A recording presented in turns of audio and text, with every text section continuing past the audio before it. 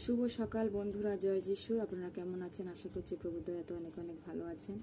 তো চলুন ঈশ্বরের বাক্যে পাঠে আজকে যাই। যাত্রা পুস্তক 23-25 পদ। প্রভু আমাদের জন্য কি বাক্য রেখেছে সেখানে এরকম বলেছে যে তোমরা কেবল তোমাদের ঈশ্বর সদাপ্রভু অর্থাৎ আমার সেবা করবে, তাতে তোমাদের খাবার ও জলের উপরে আমার আশীর্বাদ থাকবে এবং আমি তোমাদের সব অসুখ বিসুখ দূর করে দেব। Hallelujah, hallelujah. প্রিয় ভাই বোন, ঈশ্বর বাক্য কি বলছে? ঈশ্বর বলছে যে তোমরা কেবল আমাকে সেবা করবে, আমারই গৌরব করবে, আমারই প্রশংসা করবে। তাতে তোমাদের কি হবে? তোমাদের সমস্ত সেই অন্ন জলে খাবারের সমস্ত কিছুতে তিনি কি করবেন? আশীর্বাদিত করবেন।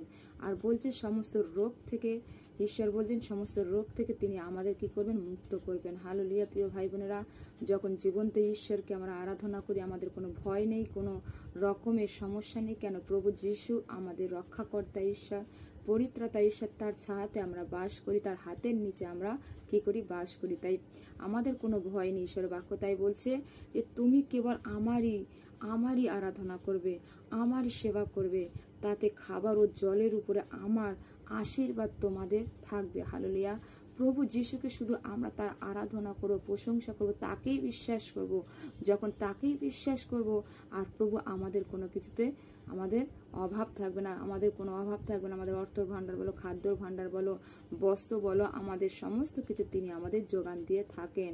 তাই তিনি বলেছেন শুধু আমারই সেবা করবে, আমারই আরাধনা করবে, তাতে আমি তোমাদের সমস্ত রোগ থেকে কি করব? মুক্ত করব। কোনো রোগ কি করবে না? আমাদেরকে স্পর্শ করবে না। কোনো প্রভু যীশু খ্রিস্ট তার রক্ত দিয়ে আমাদেরকে কি করেছেন? কভার করে রেখেছেন, আমাদের সুরক্ষিত দিয়ে রেখেছেন। তাই আমাদের কোনো ভয় নেই। প্রিয় ভাই বোনেরা, যদি আপনি প্রভুর পথে চলেন তাই আপনার কোনো ভয় নেই। আপনার রক্ষাকর্তা প্রভু যীশু, আপনার জীবনদাতা প্রভু যীশু। তাই আপনি শুধু প্রভুকে বিশ্বাস করবেন, আপনার কোনো রোগ স্পর্শ করবেন না। আপনি প্রভু যিশুকে যখন বিশ্বাস করেছেন তাকে আঁকড়ে ধরুন, তাকে ভালোবাসুন, তাকে জড়িয়ে ধরুন। যখন প্রভু যিশুকে জড়িয়ে ধরবেন আপনার কোনো রোগ স্পর্শ করবে না। তিনি বড় বড় সেই রোগ থেকে, কঠিন রোগ থেকে তিনি আপনাকে কি করবেন? মুক্ত করবেন। তো প্রিয় ভাই বোনের, আমি বিশ্বাস করি এই বাক্যের দ্বারা আপনারা প্রত্যেকজন ব্লেসড হয়েছেন। আপনার পুরো ফ্যামিলি, আপনার পরিবার, আত্মীয় স্বজন সবাই ব্লেসড হয়েছে, এটাই বিশ্বাস করি।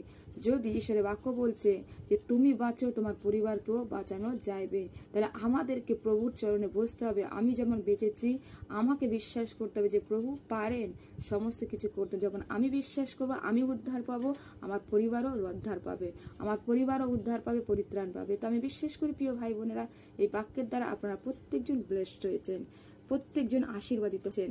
ঈশ্বরের গৌরব হোক। জয় যিশু।